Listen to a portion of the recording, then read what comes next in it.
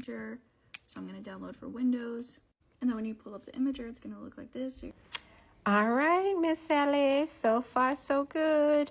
Step 1 is done. Let me show you. The imager has finished, and now I am going to take out this, and we're going to go put it in the Raspberry Pi and test whether it's actually working. So far, you are a great teacher. Everything has gone along perfectly. The only question I had was I pasted in the SSH key, but I'm not totally sure I did that part right. But I guess we'll know when we know. Stay tuned. All right, Allie, I am back at it. This is the mouse cord. Going in, first peripheral.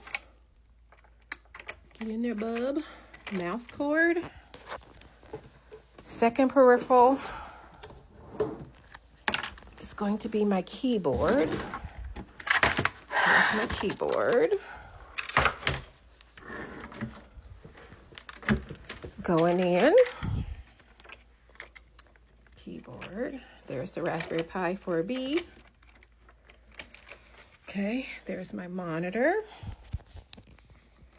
My monitor is already connected. I need to just change it over to the Pi. So let's do that.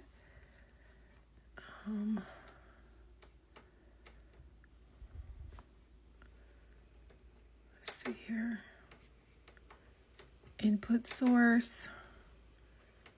It's going to be HDMI cable.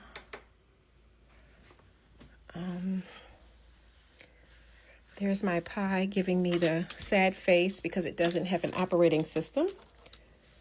So I am now going to remove my micro SD from the little holder. I really should have this phone on the stand, but hey, it is what it is. Get out of there. Okay.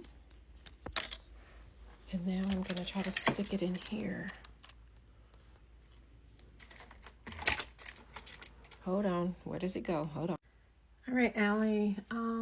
I got the cord in, and this is what it looks like. There's a little Pi up in the corner.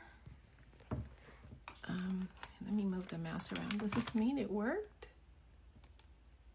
I guess. Can I zoom in a little? Let me try to zoom in.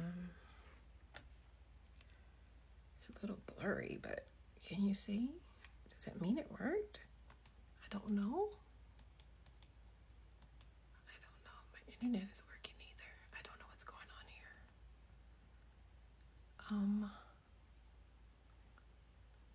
I guess it worked. I don't know. Okay, I guess I'm done. I just need to show this to you so you can tell me what the heck is going on.